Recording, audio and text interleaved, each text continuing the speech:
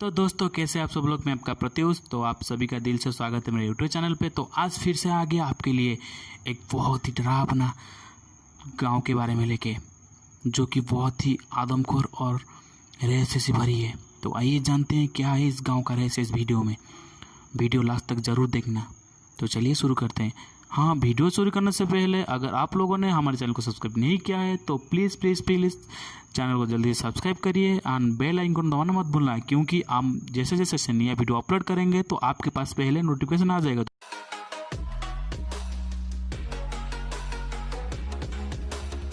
जगहें हॉन्टेड या भूता कहा जा सकता है, जहां प्रमाणिक तौर पर कहा जा सकता है कि उस स्थान में कुछ न कुछ गड़बड़ तो जरूर है, और वह स्थान है राजस्थान स्थित भानगढ़ किला। यह वह स्थान है जिसे पुरातत्व वैज्ञानिकों ने सामान्य नहीं माना है। तभी तो राज्य सरकार द्वारा भानगढ़ किले के चारों तरफ व बाहर चेतावनी के तौर पर एक बोर्ड लगा हुआ है, जिसमें साफ साफ लिखा है कि सूर्य उदय होने से पहले और सूर्यास्त के बाद कोई भी इस किले में नहीं रुकेगा और नहीं आएगा। तो आखिर भानगढ़ में ऐसा क्या है जो आम जन को वहां रात के समय जाने से रोकता है? अगर कुछ है तो उसके पीछे क्या कारण है? हालांकि कोई भी पुख्ता तौर पर वहां घटने वाली दुर्घटना का कारण नहीं बता पाया, लेकिन स्थानीय लोगों के बीच प्रचलित है कुछ कहानियां जो साबित करती है कि वहां कुछ न कुछ तो जरूर हो सकता है। लोगों का मानना है कि बहुत समय पहले इस स्थान पर रत्नावती नाम की बहुत सुंदर राजकुमारी रहती थी, जिस पर काला जादू करने वाले तांत्रिक की कुदृष्टि थी। तांत्रिक ने अपने जादू से राजकुमारी को वश में करके उसका शारीरिक शोषण किया, लेकिन एक दुर्घटना के चलते उस तांत्रिक की मृत्यु हो गई और आज भी उस तांत्रिक की आत्मा वहां भटकती रहती है।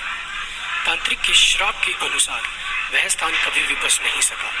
वहां रहने वाले लोगों की मृत्यु हो जाती है, लेकिन उनकी आत्मा को मुक्ति नहीं मिलती है। प्रचलित कहानी के अनुसार सिंधु देवड़ा महल के पास स्थित पहाड़ पर तांत्रिक क्रियाएं करता था। वह रानी रत्नावती के रूप पर आसक्त था। एक दिन भानगढ़ के बाजार में उसने देखा कि रानी की एक दासी रानी के लिए केश तेल लेने आई है।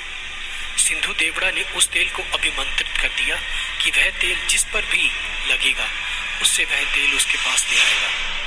कहते हैं कि रानी ने जब तेल को देखा तो वह समझ गई कि यह तेल सिंधु देवड़ा द्वारा अभिमंत्रित है। तो कहते हैं कि रानी भी बहुत सिद्ध थी, इसलिए उसने पहचान कर ली और दासी से उस तेल को तुरंत फेंक देने को कहा। दासी ने उस तेल को एक चट्टान पर गिरा दिया। कहते हैं अभिमंत्रित तेल ने चट्टान को उड़ाकर सिंधु सेवड़ा की ओर रवाना कर दिया।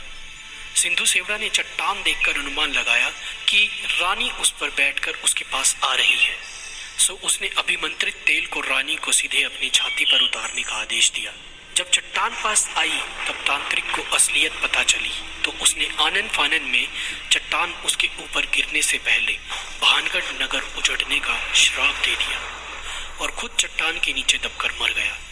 कहते हैं सिद्ध रानी को यह सब समझते देर न लगी और उसने तुरंत नगर खाली करने का आदेश दे दिया। इस तरह यह नगर खाली होकर उजड़ गया और रानी भी तांत्रिक के श्राप की भेंट चढ़ गई। तो कितनी सच्चाई है इस कहानी में?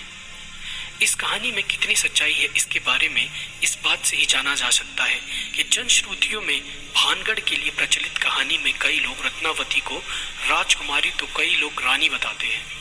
रानी रत्नावती का जिक्र तो हर कोई करता है, पर वह किस राजा की रानी थी, उसके राजा व उसका शासन काल कौन सा था, नगर किस काल में उजड़ा, इस प्रश्नों पर सब चुप है।